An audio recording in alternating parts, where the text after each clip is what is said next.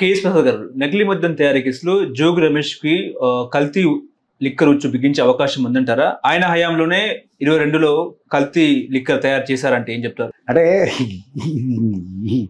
రోజుకు క్యారెక్టర్ని తీసుకొచ్చి దాని చుట్టూ ఒక నెరేషన్స్ని బిల్డ్ చేస్తూ కూర్చుంటే ఈ జన్మకి మనం తెమలేమండి. ఇప్పుడు జోగి రమేష్కి అనే వ్యక్తి ఎవడైతే ఒక పెళ్ళికి వెళ్ళినప్పుడు పక్కన ఆ జనార్దన్ రావు గారిని కూర్చోపెట్టి ఉన్న ఫోటోతో మొత్తం ఇష్టం వచ్చినట్టు కథలాల్లో కొన్ని ముందుకు వెళ్ళొచ్చు అనుకుంటే దాని దగ్గర ఎవరి దగ్గర సమాధానం ఉండదు. అలా జీవితాంతం మనం దాని మీద ఒక పెద్ద పెద్ద డిబేట్లు చేసుకుంటూ రోజు జోగి రమేష్ని అరెస్ట్ చేసేదానికి మనందరం కృషి చేసిన వాళ్ళే అవుతాం. ఒక విషయం నేను చెప్పగలను, గత ప్రభుత్వం నిర్వర్తించిన లిక్కర్, అందులో ఇప్పుడున్న సిండికేట్లు లేవు, అప్పుడున్నట్టు ఇక్కడ ఉన్నట్టు నకిలీ మద్యం కేసు ఒకటి కూడా నమోదైంది కాదు. ఎన్బిఆర్టీ రిపోర్ట్లో కూడా ఒక్క లిక్కర్ మరణం అన్నది జరగలేదని రీసెంట్ పాస్ట్లో వచ్చిన రిపోర్ట్ సారాంశం చూసినప్పుడు ఏ ప్రాతిపదిక మీద జోగి రమేష్ ఉదాహరణకి ప్రభుత్వమే దాన్ని అంత పకడ్బందీగా లిక్కర్ సేల్స్ చేయడం, లిక్కర్ స్పిరిట్ కొని అమ్మడం ఇవన్నీ చేసినప్పుడు ఓ ప్రభుత్వ అధినేతగా ఒక మినిస్టర్ క్యాబినెట్ హోదా కలిగిన వాడితో పిచ్చి పనులు జరుగుతుంటే ముఖ్యమంత్రి టాలరేట్ చేస్తాడు. చెప్పండి, ప్రాక్టికల్గా మాట్లాడు. సో అది ఫస్ట్ ఆఫ్ ఆల్ ఊహించడానికి కూడా అర్థం లేని విషయం కింద నేను చెప్తాను. ఇప్పుడు జోగి రమేష్ చుట్టూ ఇవాళ కొత్తగా కథలు నడిపిస్తూ ఇచ్చేస్తున్నప్పుడు టైం వేస్ట్ తప్ప ఏముంటుంది దాంట్లో? ఇప్పుడు భుజంగరావు ఎవడైతే దొరికాడో జనార్దన్ రావు, ఎస్ జోగి రమేష్ నేను పార్ట్నర్స్ అని ఎవడైనా స్టేట్మెంట్ ఇస్తే కన్ఫెషన్ స్టేట్మెంట్ మాట్లాడచ్చు. ఏ పార్ట్నర్షిప్ ఎంతంత ఎవడెవడు ఎంతంత ఇన్వెస్ట్ చేశాడు ఇదని. ఓ పక్క ఆల్రెడీ ఇప్పుడు రీసెంట్ పాస్ట్లో దీన్ని డెవలప్మెంట్స్ చూస్తే సంవత్సరం బట్టి ఆల్మోస్ట్ సంవత్సరం నెల లిక్కర్ కేసు చుట్టే కదా మేనా ఎక్కడ దొరికిపోతాడని చెప్పి మొదలెట్టిన దుకాణమే కదా ఇది, అవునా కదా? సో దీంట్లో పెద్దిరెడ్డి అబ్బాయి మిథున్ రెడ్డి ఇలాంటి వాళ్ళందరూ దాని చుట్టూ తిరుగుతున్నప్పుడు ఓ పక్క విజయసాయి రెడ్డి ఇలాంటి తట్టుకోలేక రాజకీయాల్లో నుంచి సన్యసించిన పని చేసినప్పుడు ఇవన్నీ జోగి రమేష్ ఇలాంటివాడికి అలర్ట్లు ఉంటాయా? అయితే బేసిక్గా అలర్ట్ తీసుకోకుండా ఏ రాజకీయ నాయకుడైనా ఉంటాడా? ఉండడు. ఇంత మా వాళ్ళనే వదలట్లేదు, నాది ఇంకా చిన్న స్థాయి అన్న కంపారిజన్ ఉంటుందా ఉండదా? ఆ కంపారిజన్లో ఎవడన్నా కోతి పని చేస్తాడే, ఆలోచిస్తాడా పని చేయడానికి? ఇది ఫస్ట్ మనం తెలుసుకోవాల్సిన విషయం. పైపెచ్చి పోయి ఎవడన్నా వ్యాపారం తెలుగుదేశం వాళ్ళతో చేస్తాడే, అంత ఆర్క్ రైవలరీ ఉన్న వాళ్ళ దగ్గర. ఈ మనం బేసిక్స్ మాట్లాడుకుంటే బేసిక్స్ పాయింట్స్తో అన్ని ఇది అవుతాయి. అంతకని ఇంకేం లేదు దీంట్లో.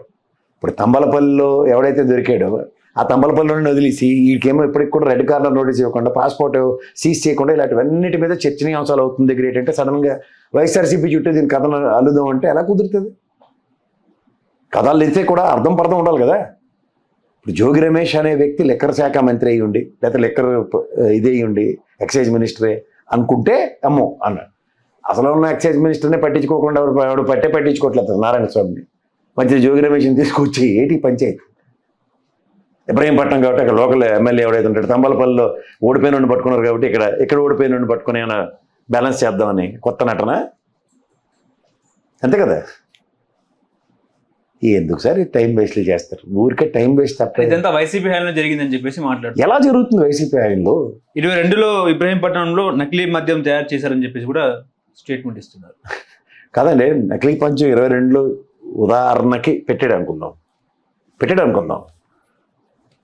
ఎలక్షన్ ఓడిపోగానే ఎవరు జాగ్రత్తలు పడతారో పడ్డా, ఇంకా వేరే తెలుగుని దిద్దుకుని ఈ వ్యాపారం నేనే చేస్తానని ఆల్రెడీ సిండికేట్లు తెలుగుదేశం వాడు జనసేన వాడినే దగ్గర రానివ్వట్లేదు.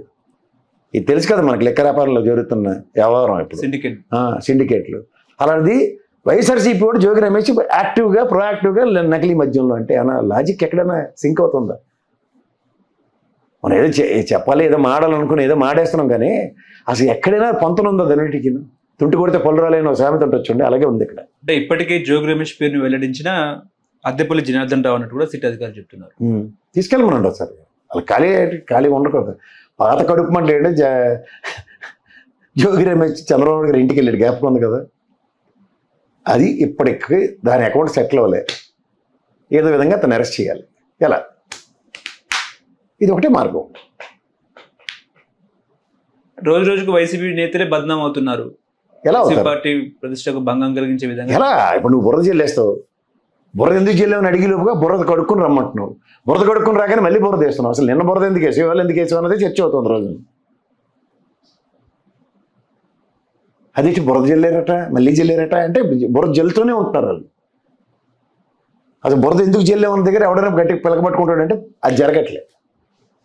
అది జరిగితే ఇవన్నీ ప్రాబ్లమ్స్ సాల్వ్ అవుతాయి. మన జోగి రమేష్ కూడా దుర్గమ్మ సన్నిధిలో ప్రమాణం కూడా చేస్తా అన్నట్టు మాట్లాడినాడు. ఎందుకంటే ప్రమాణాలు అసలు ఏ కాలంలో ఉన్నాం మనం? ఏ కాలంలో ఉన్నాం? ప్రమాణాలు ఒట్లేసేస్తే దీపాలు ఏవి స్వామి అసలు సినిమా ఏంటి? అరచేతుల కర్పూరం వెలిగించింది, కాళీమాత ప్రత్యక్షం అయిపోయినట్టు ఇవన్నీ సినిమాల్లో అవుతాయి. నిజ జీవితాల్లో దీపం ఆపుతావు, ఏడు చేస్తావు, నీ పొలం నడుస్తావు, ఏడు చేస్తావు. మాకేంటి దానివల్ల? వాళ్ళు బుర్ర చేస్తూనే ఉన్నారు, వాళ్ళు రారు. అభియోగాలు మాత్రం మోపుతారు. అభియోగాలు మోపుతున్నారు అంతే. అది తడిపి మోపుడు అవుతాయి, ఎంతకన్నా ఏం లేదు. ఇవాళ అయిపోయింది కాదు కదా. పడ్డోడు ఎప్పుడు చెడ్డోడు కాదు, ఎక్కడ పడ్డాడో అక్కడే లేస్తాడు. ఇవన్నీ మనం అందరూ చిన్నప్పటి నుంచి చదువుకుంటున్నాయి కదా. అభియోగాలు మాత్రం మోపుతున్న ఈ ప్రభుత్వం అభియోగాన్ని జస్టిఫై చేయమనండి. త్వరలో సిట్ అధికారులు కూడా ప్రశ్నించే అవకాశం ఉన్నట్టు కూడా మాట్లాడుతున్నారు. పిలుస్తారు, పిలిచి మాట్లాడతారు. జనార్దన్ రెడ్డికి ఎలా తెలుసు? ఏంది మీ ఇద్దరిది పార్ట్నర్షిప్ అట, అకౌంట్లు తీసిరా, 4 రోజులు అడావిడి అంతే.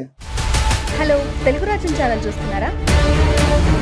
సామాజిక రాజకీయ జీవన చిత్రణే తెలుగు రాజ్యం. అతిశయోక్తులు అసత్యాలు ఉండవు. రాజకీయ కోణం కాదు, ప్రజా కోణమే కొలబద్ద.